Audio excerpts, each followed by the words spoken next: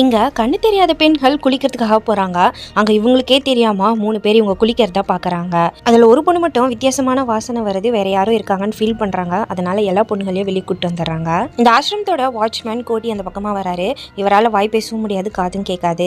கோட்டியை இங்க இருக்கிற எல்லா பெண்களுக்குமே நல்லா தெரியும், எல்லார்கிட்டயுமே பாசமா இருப்பாரு. இவங்க குளிக்கும் போது உள்ள யாரோ இருக்காங்க அப்படின்றத இவர்கிட்ட சைகையில புரிய வைக்கிறாங்க. இவர் கதவை திறந்து பார்த்தா அங்க 3 பேர் இருக்காங்க. 2 பேர் இந்த ஆசிரமத்துல வேலை செய்யறவங்க. நாங்க இங்க வேலை பார்த்துட்டு இருக்கும் போதே அந்த பொண்ணுங்கலாம் எங்களை உள்ள வச்சு பூட்டிட்டாங்க அப்படின்னு சமாளிக்கிறாங்க. கண்ணு தெரியாத பெண்கள் கிட்ட தப்பா நடந்துகிட்டதால அந்த 2 பேருமே பயங்கரமா அடிக்கிறாரு. அந்த காலத்து பனிஷ்மெண்ட்டையும் அவங்களுக்கு கொடுக்குறாரு. இதனால அவரை போலீஸ் அரெஸ்ட் பண்ணிடுது. எதுக்காக இந்த கொலையை பண்ணேன்னு கேட்டா இவர் ரீசன் சொல்ல மாட்டாரு. ஆனா நான் தான் கொலை பண்ணேன்னு ஒத்துக்கிறாரு. கதிரவன்ன்ற போலீஸ் கிட்ட காரணம் கண்டுபிடிக்க சொல்றாங்க. ஆனா அவரால் கண்டுபிடிக்க முடியாதால ஹீரோவை விடுதலை பண்ணிடுறாங்க. இப்போ 3ஆவதா இருக்கிறவரையும் இவர் தேடிட்டே வராரு. இறந்த 2 பேர்ல ஒருத்தரோட வைஃப் கிட்ட இவர் வந்து தப்பா பேசுறாரு. கோட்டி கிட்ட தான் ஹெல்ப் கேட்டிருப்பாங்க. இப்போ 3ஆவது ஆளை கண்டுபிடிச்சதால அவரை அடிச்சு அவர் அங்கேயே கொலை பண்ணிடுறாரு.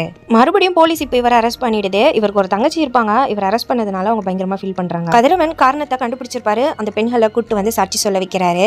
ஆனா எவிடன்ஸ் எதுவுமே சப்மிட் பண்ணிருக்க மாட்டாரு. அப்பதான் கோட்டியை ரிலீஸ் பண்ணுவாங்கன்னு ஜட்ஜும் எந்த எவிடன்ஸுமே இல்லாததுனால கோட்டியை விடுதலை பண்ணிடுறாரு. கோட்டி தங்கச்சி தேவி இவர் மேல ரொம்பவே பாசமா இருப்பாங்க. அண்ணன் ரிலீஸ் ஆனது தெரியாமலே அவரை கண்டிப்பா ஜெயில தான் போடுவாங்கன்னு நினைச்சு அவங்க கிணத்துல வந்து சூசைட் பண்ணிக்கிறாங்க.